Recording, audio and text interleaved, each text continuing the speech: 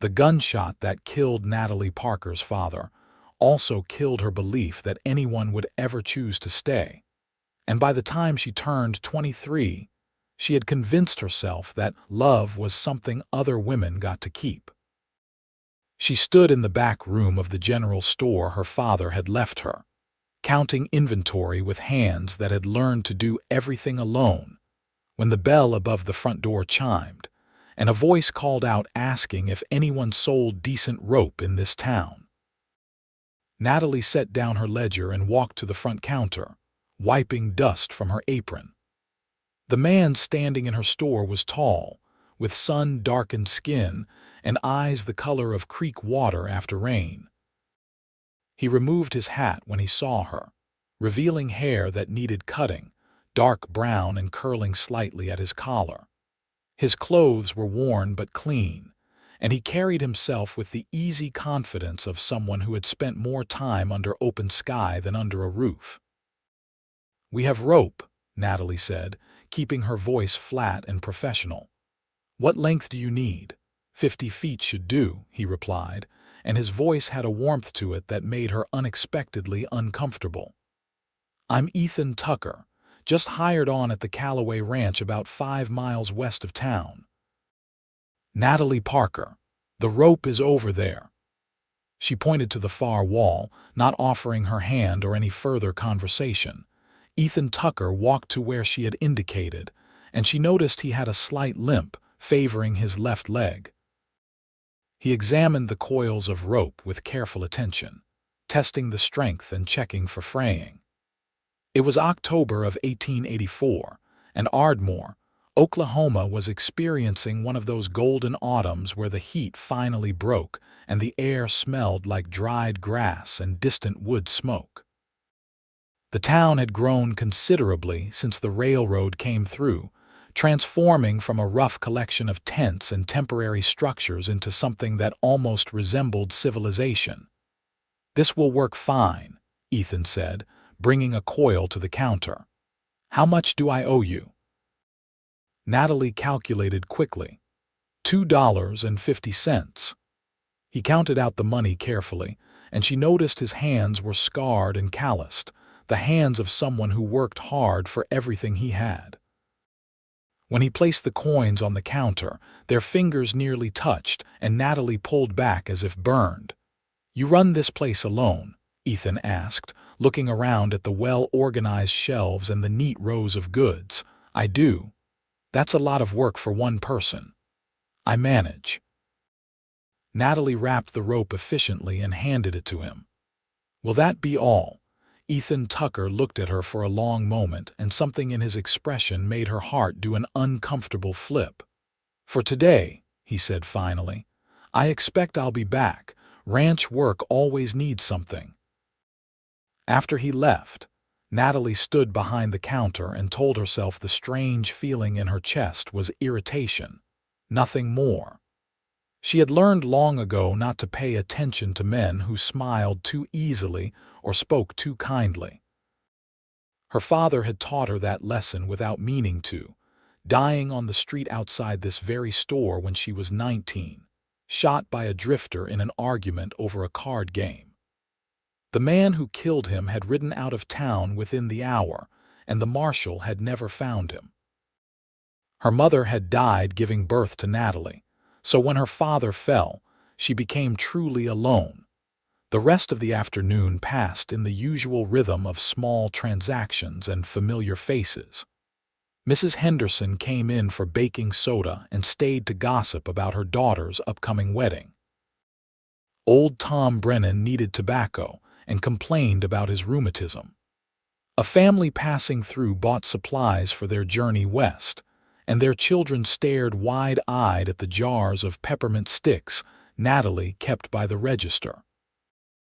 When she finally locked the door at sunset and climbed the narrow stairs to her small apartment above the store, Natalie felt the familiar weight of solitude settle around her shoulders like a shawl.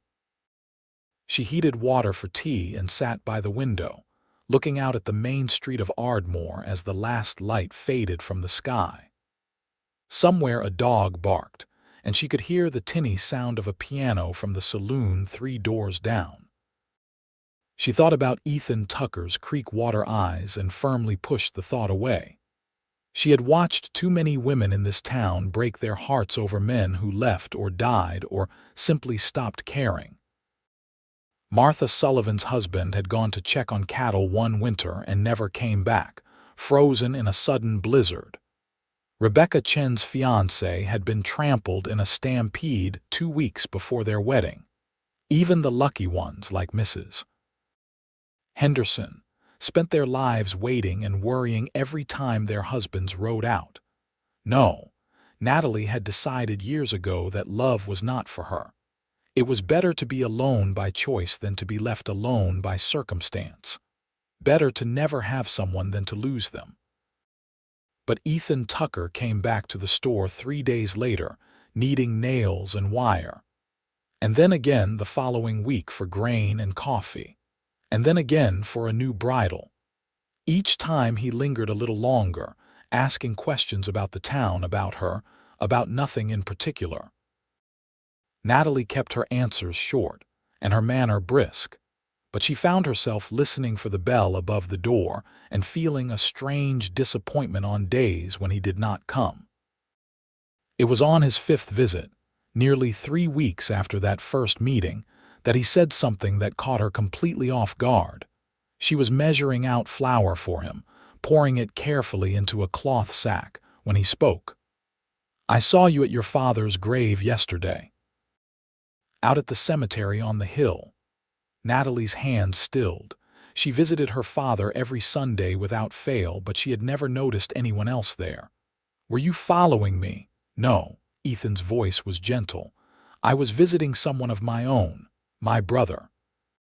He died 2 years ago in a mining accident up in Colorado. I brought him here because this is where he always wanted to settle. Said Oklahoma was going to be the future." Natalie tied off the flour sack and set it on the counter, not sure what to say. "I'm sorry for your loss." "And I'm sorry for yours. The marshal told me what happened to your father. That must have been hard, losing him like that." "It was a long time ago." Natalie's voice came out rougher than she intended. 4 years. Grief does not measure itself in years, Ethan said quietly. "I think about my brother every day. We were all each other had after our parents died." There was something in his words that cracked open a door Natalie had kept firmly shut. She looked up and met his eyes, and for a moment she allowed herself to see him clearly. Not just as another customer, not just as another man who would inevitably leave, but as someone who understood what it meant to carry loss like a stone in your pocket, always there, always heavy. "What was your brother's name?" she asked. "Daniel." "He was younger than me by 3 years, but he was always the brave one, always ready to try something new." Ethan smiled, but sadness lived in the corners of his expression. "He was the one who convinced me to come west, said we could make our fortune if we were willing to work hard enough." "And did you make our fortune?" Ethan laughed, but there was no bitterness in it. "No, but we had some good times before he died. That counts for something." Natalie handed him the flour and accepted his payment. As he turned to leave, she heard herself say, "My father's name was Robert." He loved terrible jokes, and he could never say no to anyone who needed help. That's how he ended up in that card game. The man who killed him had lost everything, and my father felt sorry for him. Ethan stopped and turned back. "He sounds like he was a good man." He was. He was also a fool. Maybe. But maybe that kind of foolishness is what makes life worth living. After he left, Natalie stood very still behind the counter, her heart beating harder than it should. She did not know what to do with the strange feeling that was growing inside her chest, equal parts fear, and something else she refused to name. The next Sunday, when she walked up to the cemetery on the hill, she saw Ethan standing beside a simple grave marker, his hat in his hands and his head bowed. She had intended to leave him alone, to visit her father's grave on the other side of the cemetery and go home without acknowledging his presence. But her feet carried her toward him instead, and when he looked up and saw her, his face transformed with such genuine pleasure that she felt something shift inside her. "Natalie," he said, and the way he spoke her name felt different than when anyone else said it. "I did not mean to interrupt," she said. "You are not interrupting. I was just telling Daniel about the ranch. He would have loved it there. Good horses, good land, good people." Ethan looked down at the grave. He always wanted to work with horses. Natalie stood beside him in silence for a moment, reading the simple inscription on the stone. "Daniel Tucker, 1859–1882, beloved brother. You brought him a long way to rest here." It felt important, like I was finishing something for him. Ethan turned to look at her. "Do you think that's strange?" "No. I think we do what we need to do for the people we love." They walked together toward her father's grave, their steps slow and unhurried. The October wind had picked up, carrying the scent of coming rain, and the sky was beginning to cloud over. Natalie knelt beside her father's headstone and pulled away the weeds that had grown up around it, her movements practiced and efficient. "I tell him about the store," she said quietly. "About what I sold that week, about any improvements I made. Stupid things, really. But I feel like he should know. It is not stupid." Ethan knelt beside her, helping pull the weeds. "It keeps them close." They worked in companionable silence until the grave was tidy, and then they stood together, looking out over the town spread below them. Ardmore was growing, new buildings appearing every month, more people arriving on every train. The future was coming whether anyone was ready or not. "Would you let me walk you home?" Ethan asked. Natalie knew she should say no. Every instinct she had developed over 4 years of careful solitude told her to refuse, to keep him at a distance, to protect herself from the inevitable pain. But she found herself nodding instead, and they walked down the hill together as the first drops of rain began to fall. By the time they reached the store, the rain was coming down in earnest, cold and steady. Natalie unlocked the door and stepped inside, shaking water from her shawl. Ethan stood on the threshold, rain dripping from his hat. "Would you like to come up for coffee?" The words were out of her mouth before she could stop them, and she immediately regretted the invitation. But Ethan smiled, and she did not take it back. Her apartment was small but comfortable, the furniture worn but well-maintained. She had made curtains from flour sacks and decorated the walls with pages torn from magazines. It was not much, but it was hers, and she felt strangely nervous letting him see it. Ethan removed his hat and stood awkwardly by the door while she prepared the coffee. The rain drummed against the windows, and the room felt smaller with him in it, charged with something electric. "You have made a nice home here," Ethan said, looking around with genuine interest. "It suits me." Natalie poured coffee into 2 mismatched cups and handed him one. "It is quiet."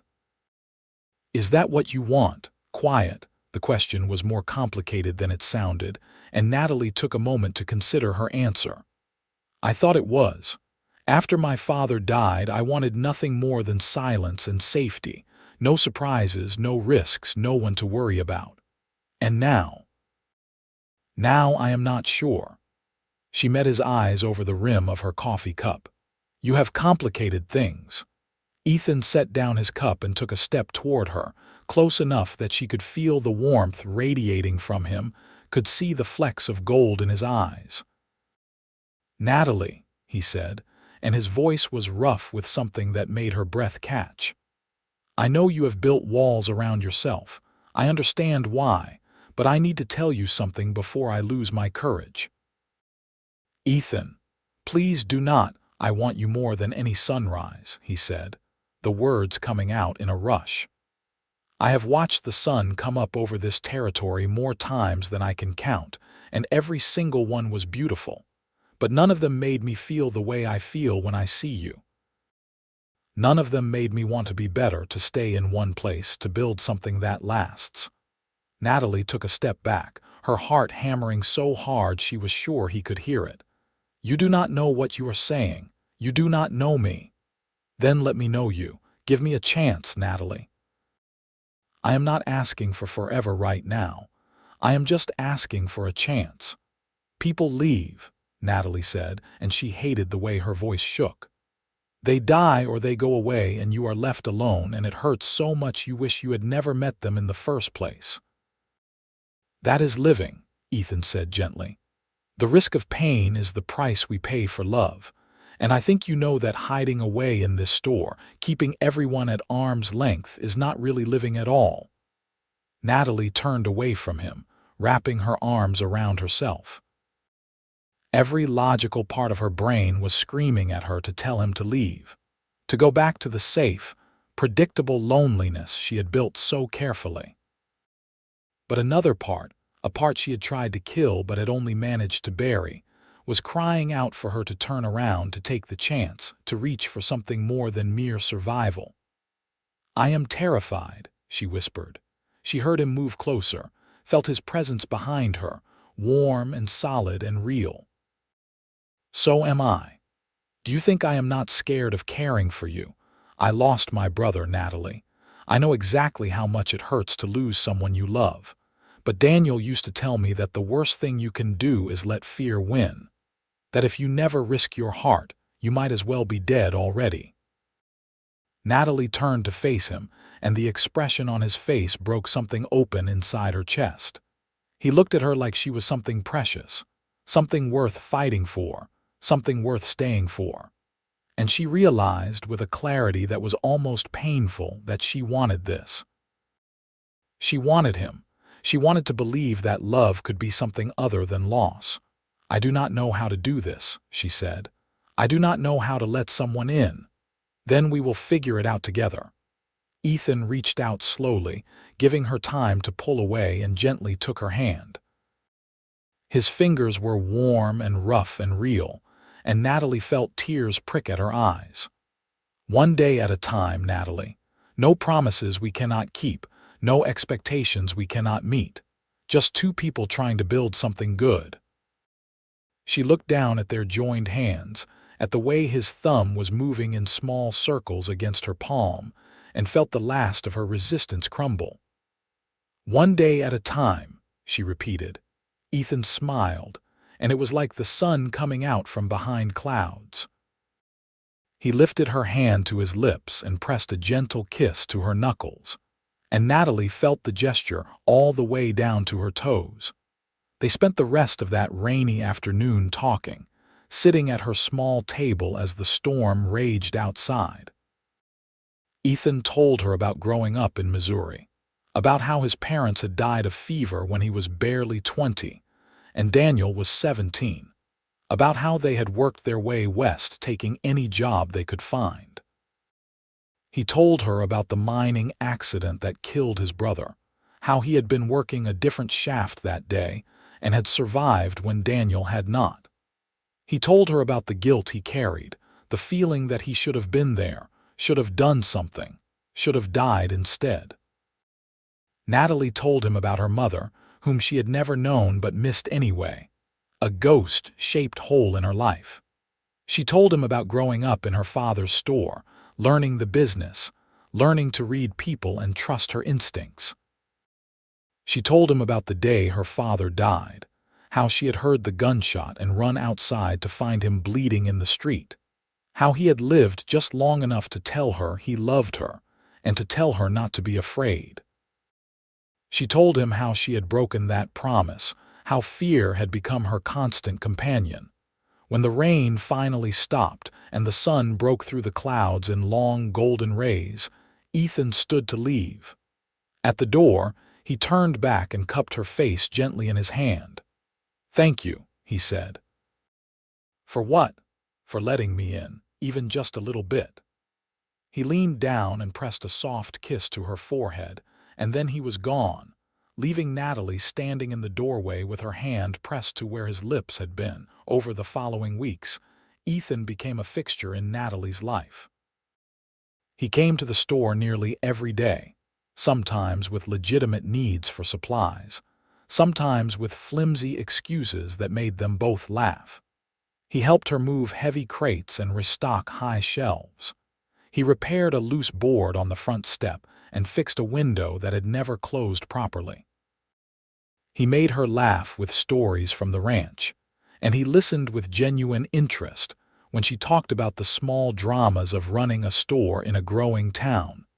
They fell into a pattern. Ethan would finish his work at the Calloway Ranch and ride into town, arriving just as Natalie was closing up the store. They would have dinner together in her apartment, cooking simple meals and talking until late into the night. Sometimes they would walk through town after dark, looking at the stars and making plans for nothing in particular.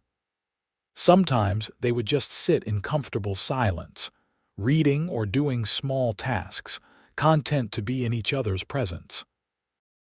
Natalie felt herself changing, softening in ways that both frightened and exhilarated her. She caught herself smiling for no reason, humming while she worked, looking forward to the future instead of just enduring it.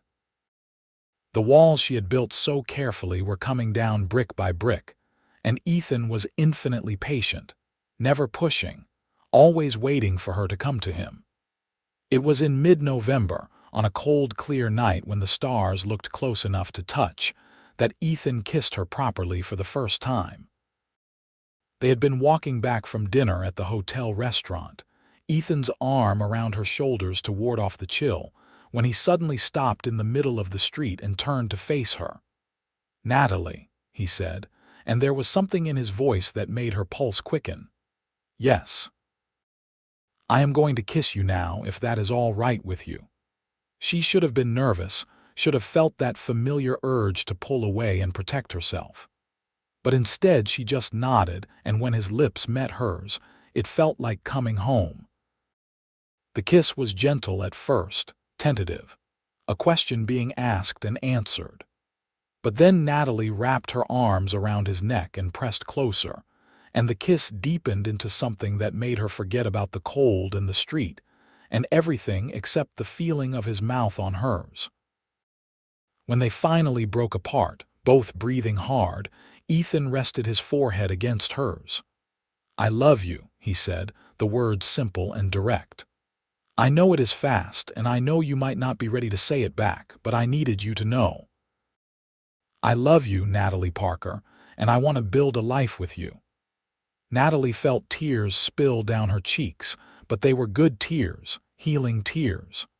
"I love you too," she whispered, and saying the words out loud felt like stepping off a cliff and discovering she could fly. "I love you, and it terrifies me, but I do not want to be afraid anymore." Ethan kissed her again, deeper this time, pouring all his love and promise and hope into the contact. When they finally made it back to her apartment, they stood in the doorway wrapped in each other's arms, neither wanting to let go. "Stay," Natalie said. "Are you sure?" "I am sure."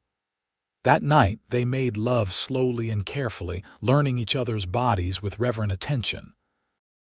Ethan was infinitely gentle, always checking to make sure she was comfortable, always putting her pleasure before his own. Natalie felt cherished in a way she had never experienced before, valued not for what she could do or provide, but simply for who she was. Afterward, they lay tangled together in her narrow bed, Ethan's arms wrapped around her and her head resting on his chest, listening to the steady rhythm of his heartbeat. "Tell me about your dreams," Ethan said softly, his fingers tracing lazy patterns on her shoulder. "What do you want from life?" Natalie thought about it for a long moment. "I used to think I just wanted safety, a roof over my head, food to eat, no surprises. But now I want more. I want to expand the store, maybe hire someone to help so I have more time for other things. I want to make real connections with people instead of just conducting transactions. I want to laugh more. I want to wake up next to you every morning. That can be arranged." She could hear the smile in his voice. "What if we got married?" Natalie lifted her head to look at him, searching his face. "Are you proposing?" "Not officially, not yet. I want to do it properly when the time is right. But I am asking if the idea scares you, if you can imagine a future where we are together permanently." Natalie thought about it, really thought about it. A few months ago, the very idea would have sent her into a panic. But now, lying here with Ethan, feeling safe and loved and whole, she found that the idea did not scare her at all. In fact, it filled her with a warmth that had nothing to do with the blankets covering them. "I can imagine it," she said. "I can imagine us married, building a life together, maybe having children someday if we are blessed, growing old together. Then that is what we will do." Ethan kissed the top of her head. "But we will take our time. No rushing, no pressure, just us figuring it out as we go." They fell asleep wrapped around each other, and Natalie slept more soundly than she had in years. She did not wake with nightmares about her father's death or anxiety about the future. She woke to morning sunlight streaming through the window and Ethan's arms still around her, and she felt nothing but gratitude for whatever twist of fate had brought him into her store that October afternoon. The rest of November and the beginning of December passed in a blur of happiness. Ethan officially asked Mr. Calloway if he could move into the small foreman's cottage on the ranch property, and his employer agreed, pleased to have someone he trusted living on site. The cottage needed work, but Ethan threw himself into repairs with enthusiasm, often enlisting Natalie's help on her half-day off every Wednesday. They painted walls and fixed the leaky roof and hung new curtains. Natalie found herself imagining this as their home, picturing where furniture would go and what colors would look best. She did not say these thoughts out loud, not wanting to presume, but Ethan seemed to read her mind. "When we get married," he said one afternoon while they were scrubbing the kitchen floor, "this will be our home. Unless you would rather stay above the store. This feels more like a fresh start," Natalie admitted. "Somewhere that is ours together, not just mine or just yours." "Then that is settled." Ethan sat back on his heels and looked around the small kitchen with satisfaction. "We will make this place perfect." In mid-December, Ethan rode into town on a Wednesday afternoon, his expression serious. Natalie was rearranging a display of canned goods when he walked in, and her heart gave a little skip at the sight of him, the way it always did. "I need you to close the store early," he said without preamble. "What? Why? Is something wrong?" "Nothing is wrong. But I need you to trust me and close early. Please, Natalie." There was something in his voice that made her nod and turn the sign on the door to closed, even though it was barely mid-afternoon. Ethan took her hand and led her outside, where his horse was waiting. "Where are we going?" she asked as he helped her mount. "You will see." They rode out of town heading west toward the Calloway Ranch, but then veering off on a smaller trail. The December afternoon was cold but clear, the sun low in the sky and turning everything gold. After about 20 minutes, Ethan guided the horse up a small rise, and when they reached the top, Natalie gasped. The view was spectacular. They could see for miles in every direction, rolling prairie land painted in shades of gold and brown, the sky vast and endless above them.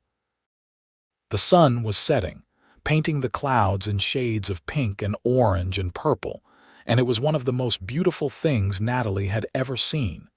Ethan dismounted and helped her down, then took both her hands in his. "You remember what I told you that afternoon in your apartment?" he asked. "About sunrises. You said you wanted me more than any sunrise. I did, and I meant it, but I have been thinking about it and I realized I got it wrong." Ethan reached into his pocket and pulled out a small box. "It is not that I want you more than any sunrise. It is that you are my sunrise. You are the light that breaks through my darkness. You are the reason I wake up grateful for each new day. You are everything good and bright and worth living for." He dropped to one knee, still holding her hands, and Natalie felt tears streaming down her face. "Natalie Parker, will you marry me? Will you let me spend the rest of my life trying to make you as happy as you have made me? Will you build a future with me, full of love and laughter and all the messy, beautiful chaos that comes with really living?" "Yes," Natalie said, her voice breaking on the word. "Yes, Ethan, yes." He slipped the ring onto her finger, a simple gold band with a small ruby, and then he stood and kissed her as the sun set behind them, painting the world in fire. Natalie kissed him back with everything she had, pouring 4 years of loneliness and fear and self-protection into that kiss, and then letting it all go, replacing it with love and hope and trust. When they finally broke apart, both laughing and crying at the same time, Ethan cupped her face in his hands. "I promise you," he said, "I will spend every day proving that love does not always end in loss, that sometimes, if you are very lucky, love is the thing that saves you." "You already have," Natalie whispered. "You saved me from a life half lived. You showed me that being afraid is not the same as being safe." They stayed on that hill until full darkness fell and the stars came out, making plans and dreaming dreams. They decided on a spring wedding, March if possible, giving them time to finish preparations on the cottage and for Natalie to hire help for the store. They talked about children, both agreeing they wanted them but would accept whatever blessings came their way. They talked about growing old together, about all the small, everyday moments they would share, and about staying in Ardmore and putting down real roots. When they finally rode back to town, Natalie's hand in Ethan's and the ring warm on her finger, she felt like a different person than the woman who had stood behind that counter, convinced she would spend her life alone. She felt open and alive and terrified and exhilarated all at once, and she would not have traded that feeling for anything. The news of their engagement spread through Ardmore like wildfire. Natalie had always been well-liked but somewhat distant, keeping people at arm's length, so her friends and customers were delighted to see her so obviously happy. Mrs. Henderson immediately appointed herself wedding coordinator, offering advice and assistance whether Natalie wanted it or not. The ladies of the church auxiliary offered to make the wedding dress. Mr. Calloway announced he would host the reception at the ranch, insisting it was the least he could do for his best ranch hand. In January, Natalie hired a young widow named Sarah Mitchell to help in the store 3 days a week. Sarah had 2 small children and needed the income, and she proved to be quick, honest, and good with customers. With Sarah's help, Natalie found herself with more free time than she had had in years, and she spent most of it with Ethan, finishing work on the cottage and preparing for their marriage. They chose March 15th for the wedding, a date that would give them time to complete all preparations, but not make them wait too long. As winter slowly gave way to early spring, Natalie found herself counting down the days with a mixture of excitement and lingering nervousness.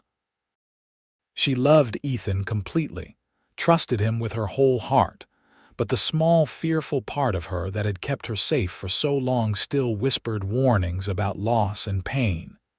It was her old fear talking, she knew, the voice of trauma trying to protect her from hurt by keeping her from happiness. She learned to recognize it and gently push it aside, replacing negative thoughts with positive ones. Ethan was patient with her moments of panic, always reassuring her without making her feel foolish, and slowly the fearful voice grew quieter. In February, an unexpected challenge arose. A man rode into Ardmore claiming to be investigating unsolved murders from several years back, including the death of Robert Parker. Natalie felt her carefully constructed peace shatter at the thought of reliving that awful day. But Ethan was there, steady and strong, holding her hand while she gave her statement to the investigator. The man, a former Pinkerton agent now working independently, had been tracking the drifter who killed her father and believed he had finally found him in a jail in Kansas, arrested for another crime. He wanted Natalie to look at a photograph to confirm this was the man. Natalie took the photograph with trembling hands and looked at the face staring back at her. It was him. She recognized those cold eyes, that hard mouth. She had seen that face in her nightmares for 4 years. "That is him," she said quietly. "That is the man who killed my father." The investigator nodded with satisfaction. He is already going to hang for murder in Kansas, but knowing he will be held accountable for your father's death too, that matters. Justice delayed is still justice. After the investigator left, Natalie sat in her apartment with Ethan's arms around her and cried. She cried for her father, for the years stolen from both of them, for the fear she had carried for so long. But she also cried with relief, because knowing the man would be punished lifted a weight she had not realized she was still carrying. "Your father would be proud of you," Ethan said softly, stroking her hair. "Look at what you have built, Natalie. The store your life here, the person you have become. You did not let his death destroy you." "I almost did," Natalie admitted. "If you had not come along, I think I would have lived my whole life behind walls, never really connecting with anyone. But I did come along. And you were brave enough to let me in. That took more courage than you give yourself credit for." As March approached, the final preparations for the wedding consumed everyone's attention. The dress was completed, a beautiful creation of ivory silk with delicate lace at the collar and cuffs. The church was reserved, the flowers ordered, the menu planned. Ethan's cottage was fully repaired and furnished, ready to become their home. Everything was falling into place. 3 days before the wedding, Natalie woke in the middle of the night with her heart racing, panic clawing at her throat. She was going to get married. She was going to bind her life to another person, give him the power to hurt her, make herself vulnerable in ways she had sworn she never would. What if something happened to him? What if he got sick or injured or killed? What if she lost him the way she had lost her father? She got out of bed and paced her small apartment, trying to calm herself, but the panic only grew stronger. Finally, she threw on her coat over her nightgown and ran through the dark streets to Ethan's cottage, not caring who might see her or what they might think. She pounded on his door until he answered, clearly having been asleep, his hair standing on end in confusion on his face. When he saw her, saw the panic in her eyes, he immediately pulled her inside and wrapped her in his arms. "What happened? Are you hurt? Is someone after you? I am scared," Natalie gasped, clutching at his shirt. "I am so scared, Ethan. What if something happens to you? What if I lose you?"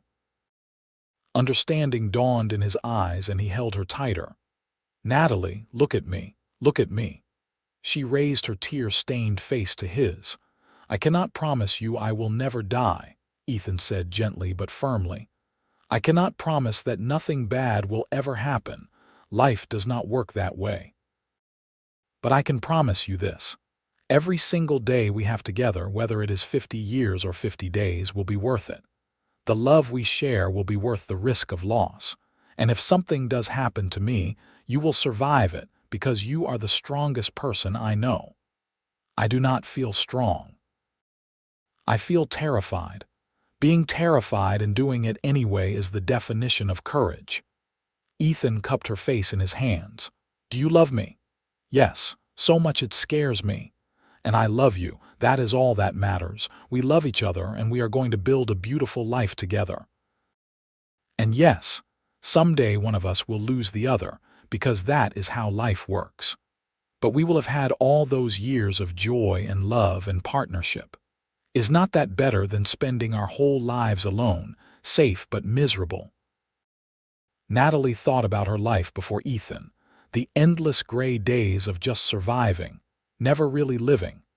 She thought about how much richer her life had become since she let him in, how much color and joy and purpose she had found. And she realized he was right. A lifetime of love, even if it ended in loss, was infinitely better than a lifetime of safety without connection. "I am still scared," she admitted. "That is okay. I am scared too, but we will be scared together, and somehow that makes it better." Natalie kissed him then, pouring all her love and fear and hope into the contact. Ethan carried her to his bed, and they made love slowly and tenderly, reaffirming their commitment to each other. Afterward, Natalie lay in his arms and felt the panic recede, replaced by a deep sense of peace. "Thank you," she whispered. "For what? For not letting me run away, for being patient with my fear, for loving me even when I am difficult.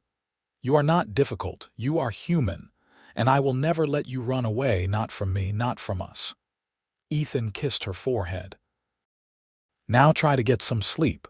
We have a wedding in 3 days, and I hear the bride is supposed to look well rested." Natalie laughed and snuggled closer to him, and she did sleep, deeply and dreamlessly, safe in his arms.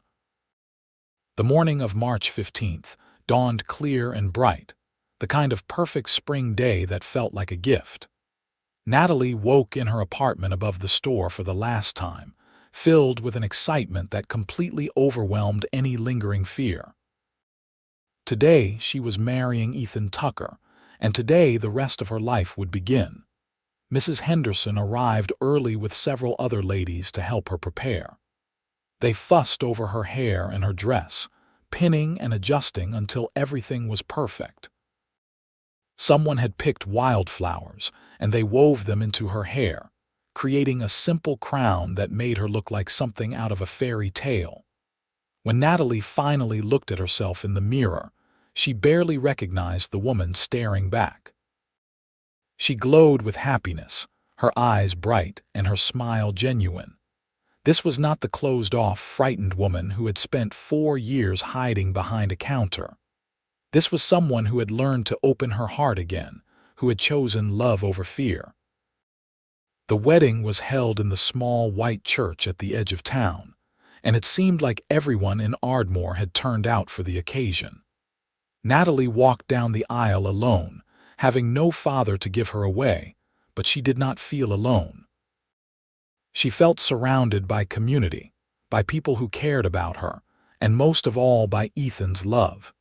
Ethan stood at the altar looking devastatingly handsome in a new suit, his eyes fixed on her as she walked toward him.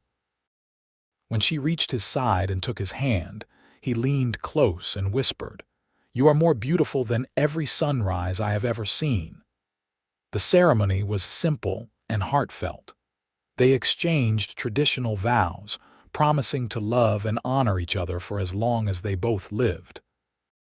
When the preacher pronounced them husband and wife and Ethan kissed her, Natalie felt something click into place inside her chest, like a lock opening or a puzzle piece fitting perfectly. The reception at the Calloway Ranch was a joyous affair. There was music and dancing and more food than anyone could possibly eat. Natalie danced with Ethan until her feet hurt, and then she danced some more. She laughed with friends and accepted congratulations from neighbors and felt more alive than she ever had. As the sun began to set, Ethan pulled her aside and they slipped away from the party, walking hand in hand toward their cottage. Behind them, they could hear the celebration continuing, but ahead lay their private life, their future together. "Are you happy?" Ethan asked as they stood on the porch of their home, looking out at the land painted gold by the setting sun. "I am more than happy," Natalie said. "I am whole. For the first time in years, I feel complete." Ethan carried her over the threshold, both of them laughing, and set her down gently in the middle of their front room. Then he kissed her deeply, and they began their married life with love and joy and hope. The first year of marriage brought adjustments and challenges, but also deep contentment. Natalie and Ethan learned each other's rhythms and habits, learned how to navigate disagreements and support each other through difficulties. The store continued to thrive with Sarah's help, and Ethan earned a promotion to assistant foreman at the ranch. In November, nearly a year after their first meeting, Natalie discovered she was pregnant. The news filled her with equal parts joy and terror, but Ethan's excitement was infectious, and soon her fear was completely overwhelmed by anticipation. The pregnancy was not easy. Natalie suffered from terrible morning sickness in the early months, and as she grew larger, the physical discomfort increased. But Ethan was wonderful, taking over more of the household tasks, rubbing her swollen feet, and never complaining about being woken multiple times each night when she could not get comfortable. In early July of 1886, after a long and difficult labor, Natalie gave birth to a healthy baby boy. They named him Robert Daniel, honoring both their fathers, and when Ethan placed the tiny bundle in her arms, Natalie wept with overwhelming love. "He is perfect," she whispered, touching the baby's impossibly small fingers. "He is ours," Ethan said, and his voice was thick with emotion. "Our son." Motherhood transformed Natalie in unexpected ways. She had thought she understood love, thought her feelings for Ethan had shown her the depths of her own heart. But the fierce, protective love she felt for Robert was something else entirely, something primal and all-consuming. She would have died for him without hesitation, would have moved mountains to keep him safe. Watching Ethan with their son was equally transformative. He was a natural father, patient and gentle and endlessly fascinated by every small development. He would spend hours just watching Robert sleep, or talking to him in a soft voice, or carrying him around the house pointing out various objects and explaining their uses to the uncomprehending infant. The sleep deprivation was brutal, and there were moments when Natalie wondered how she would survive. But Ethan split the night duties with her, walking Robert when he cried, changing diapers and bringing the baby to Natalie for feeding. They worked as a team, supporting each other through the exhaustion, and somehow they made it through. As Robert grew from infant to toddler, their lives settled into a new rhythm. Natalie reduced her hours at the store even further, giving Sarah more responsibility and spending more time at home with their son. Ethan continued to excel at the ranch, and Mr. Calloway began talking about eventual retirement and leaving the operation in Ethan's capable hands. They were happy in the quiet, ordinary way of people who have learned that contentment comes not from grand gestures or dramatic events, but from the small, everyday moments of life lived together. Morning coffee shared at the kitchen table. Robert's first words and first steps. Evenings sitting on the porch watching the sunset. The warm weight of Ethan's arm around her shoulders. The sound of her son's laughter. In the spring of 1889, Natalie became pregnant again. This pregnancy was easier than the first, and in December, she gave birth to a daughter they named Emma Rose. Robert, now 3 years old, was fascinated by his baby sister, constantly wanting to touch her and help care for her. Their cottage, once so spacious for two, now felt almost too small for their growing family. Ethan and Mr. Calloway worked out an arrangement where Ethan would purchase a parcel of land from the ranch at a reduced rate, and they began planning to build a larger house. The new house went up slowly over the course of 1890, built by Ethan and several ranch hands in their spare time.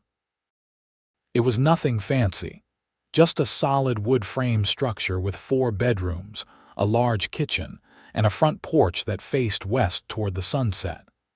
But to Natalie it was a palace, a symbol of everything she and Ethan had built together. They moved into the new house in October, and Natalie spent weeks arranging and rearranging furniture, hanging curtains, and making the space truly theirs. On their first night in the new house, after the children were asleep, Ethan pulled Natalie onto the front porch and wrapped his arms around her from behind. "What are you thinking about?" he asked, resting his chin on top of her head. "I am thinking about that day you walked into my store asking for rope," Natalie said. "I was so determined not to care about you. I had convinced myself I would spend my whole life alone, and I was almost okay with that. And now I cannot imagine any other life. This house, our children, this is everything I never knew I wanted." She turned in his arms to face him. "You were right that afternoon when you told me you wanted me more than any sunrise. This life with you, this love we have built, it is worth every risk." Ethan kissed her gently. "We have built something good here, Natalie, something that will last." And it did last. Over the years that followed, Natalie and Ethan continued to build their life together. Robert grew into a serious, thoughtful boy who loved books and learning. Emma was her opposite, wild and fearless, always climbing trees and getting into mischief. In 1893, Natalie gave birth to another son they named Thomas, and their family felt complete. The store continued to prosper, and eventually Natalie sold it to Sarah, who had proven herself more than capable of running it. Natalie kept a financial interest, but stepped back from day-to-day operations, choosing to focus on her family and her community. She became involved in establishing a proper school for Ardmore, served on the church auxiliary, and became known as someone who could be counted on to help anyone in need. Ethan eventually became full foreman of the Calloway Ranch, and when Mr. Calloway died in 1898, he left half the ranch to Ethan in his will, having no children of his own. The other half went to his nephew, but the young man had no interest in ranching and sold his share to Ethan at a fair price. Suddenly, after years of hard work, Natalie and Ethan found themselves landowners, partners in a successful cattle operation. They faced challenges, of course. There were years of drought and years of harsh winter. Robert fell seriously ill with fever when he was 8, and Natalie spent 3 days and nights at his bedside, praying and nursing him back to health. Emma broke her arm falling from a horse when she was 10. Thomas struggled in school and needed extra help learning to read. Through it all, Natalie and Ethan faced everything together, their love deepening with each passing year. On their 15th wedding anniversary, in March of 1900, Ethan took Natalie back to the hill where he had proposed. It was sunset, the sky painted in familiar shades of pink and gold, and they sat together on a blanket watching the light fade. "You remember what I said to you here?" Ethan asked, his arm around her shoulders. "You said I was your sunrise, that I was the light that broke through your darkness." "You still are. Every single day, Natalie. Every morning I wake up next to you, I am grateful." Ethan turned to look at her, and his eyes were serious. "I know I tell you I love you all the time, but I need you to understand how much. You saved me. After Daniel died, I was just going through the motions, existing but not really living. You taught me how to be alive again." Natalie leaned against his shoulder, feeling the familiar warmth and solidity of him. "We saved each other. I was so lost, Ethan, so scared and closed off. You showed me that love was not something to fear, but something to embrace. You gave me this beautiful life." They watched the sun set together, as they had done countless times over the years, and Natalie thought about that day so long ago when a cowboy walked into her store asking for rope. She thought about all the small moments that had led them here, all the choices and chances and risks. She thought about how close she had come to refusing that first dinner invitation, to keeping her walls firmly in place, to spending her whole life alone. And she was grateful, so deeply grateful, that she had been brave enough to take a chance, that she had been brave enough to love. As darkness fell and the stars began to appear, Ethan helped Natalie to her feet and they walked back to their horses. Below them, they could see the lights of their house where their children waited, the warm glow of home calling them back.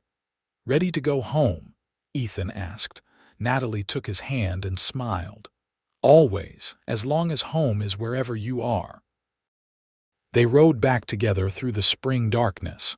Two people who had found each other against all odds, who had built a life of love and family and purpose. Behind them, the last light faded from the sky. Ahead, their future waited, full of all the ordinary, extraordinary moments that make up a life well lived. Years continued to pass, bringing new joys and new challenges. Robert grew into a fine young man and eventually married a teacher from town, giving Natalie and Ethan their first grandchild in 1907. Emma, true to her fearless nature, shocked everyone by becoming one of the first women in the territory to learn to fly an airplane, though she eventually settled down and married a gentle veterinarian who adored her. Thomas, their youngest, took to ranching like he had been born to it, and Ethan began teaching him everything he knew about running the operation. Natalie and Ethan grew older together, their hair turning gray, their faces gaining lines that mapped out years of laughter and occasional tears. Ethan's limp, barely noticeable in his youth, became more pronounced, and Natalie developed arthritis in her hands. But they adapted, helping each other with tasks that became difficult, never complaining about the small indignities of aging. On a warm evening in June of 1915, when Natalie was 54 and Ethan 56, they sat together on their front porch watching their grandchildren play in the yard.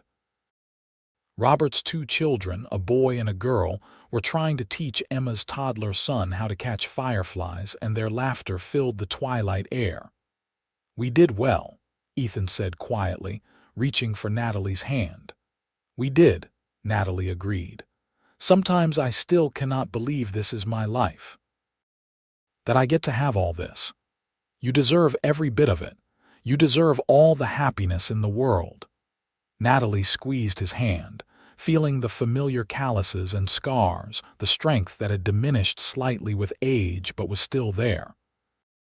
"Do you remember that afternoon when you told me you wanted me more than any sunrise? I remember everything about you, Natalie. Every single moment. I have been thinking about that lately, about sunrises and what they mean." Natalie watched the children play, watched the sky deepen from blue to indigo. "You gave me so many sunrises, Ethan. You gave me hope and new beginnings and reasons to greet each day with joy. But more than that, you gave me sunsets too. Peaceful endings, moments of reflection, the comfort of knowing that even when the light fades, there will always be another dawn." Ethan lifted her hand to his lips and kissed it gently. "We have lived a good life together, the best life, the life I never thought I could have." They sat in comfortable silence as the evening deepened into night, watching their grandchildren chase fireflies and listening to the familiar sounds of home. The ranch spread around them, prosperous and well-maintained. The house behind them was filled with memories of love and laughter. Their children were happy and settled. They had built something lasting, something real, something worth every risk and every moment of fear they had overcome. As the years continued to unfold, Natalie and Ethan remained inseparable. They celebrated 50th wedding anniversary in 1935, surrounded by children and grandchildren, and even a few great-grandchildren. The party was held at the ranch, and people came from all over to celebrate the couple who had become something of a legend in Ardmore, the store owner who thought she would never love and the cowboy who proved her wrong. Ethan made a speech that night, his voice still strong despite his 76 years. "I met Natalie when I was 34 years old and convinced I had already lived the most important parts of my life. I was wrong. Every day with this woman has been the most important day of my life." Every sunrise I have watched with her has been more beautiful than the last. And if I could go back and do it all again, the only thing I would change is that I would have walked into her store even sooner." Natalie, sitting beside him with tears streaming down her face, stood and kissed him in front of everyone. "You gave me everything," she said simply. "You gave me love and family and a life beyond my wildest dreams. You taught me that being brave enough to risk your heart is the most important thing any person can do." Ethan lived to be 82 years old, passing peacefully in his sleep on a spring morning in 1941, with Natalie holding his hand. His last words to her were the same words he had spoken on that hilltop so many years before. "You are my sunrise." Natalie grieved deeply, as she had always known she would. The loss of Ethan felt like losing part of herself, and there were days when the pain was almost unbearable. But she survived it, just as he had promised she would, because she was strong and because she was surrounded by the family they had built together. She lived another 12 years, remaining sharp and engaged until the end. She spent her time with her grandchildren and great-grandchildren, telling them stories about the old days, about their grandfather, about what life was like when Oklahoma was still a territory, and Ardmore was barely more than a collection of buildings around a train stop. And every Sunday, without fail, she walked up to the cemetery on the hill and visited two graves side by side. She would pull the weeds and arrange fresh flowers, and she would talk to both her father and her husband, telling them about her week, about the family, about all the small moments that made up a life. Natalie Parker Tucker died in her sleep in 1953 at the age of 92, and she was buried between her father and her husband, right where she wanted to be. At her funeral, her children and grandchildren and great-grandchildren gathered to celebrate a life well lived, a woman who had overcome her fears to build something beautiful. Robert, now an old man himself, spoke at the service. "My mother taught us many things," he said, his voice wavering with emotion. "She taught us the value of hard work and the importance of community. She taught us to be kind and to help those in need. But most of all, she taught us that love is worth the risk. That opening your heart, even when you are afraid, even when you have been hurt before, is the bravest thing any person can do. She and my father showed us what real love looks like, and because of them, all of us know how to love well." The stone they placed on Natalie's grave was simple, matching Ethan's. It read, "Natalie Parker Tucker, 1861–1953, beloved wife, mother, and friend." But underneath, at the request of her children, they added one more line. "She learned that love was worth the sunrise." And so the story of Natalie and Ethan became part of Ardmore's history, passed down through generations. The story of a woman who thought love was not for her, and a cowboy who whispered he wanted her more than any sunrise. The story of two broken people who found each other and built something whole. The story of taking chances and opening hearts and discovering that the greatest risk in life is not loving at all. Their descendants still live in Ardmore, still work the ranch that Ethan built, still tell the story of how their great-great-grandmother almost let fear keep her from the greatest love of her life. And when young people in the family are afraid to take chances or risk their hearts, the old ones tell them about Natalie and Ethan, about the store and the rope and the sunset proposal, about a love that lasted 50 years and beyond. Because some love stories do not end with death. Some love stories continue in the lives of those left behind, in the lessons learned and the examples set. Some love stories become legend, told and retold until they take on the quality of myth. And some love stories, the very best ones, prove that being brave enough to love is the most important choice any person can make. Natalie thought love was not for her, that safety was better than risk, that walls were necessary for survival. But Ethan showed her that real living requires vulnerability, that the deepest joys come from the deepest connections, that love is always, always worth the risk of loss.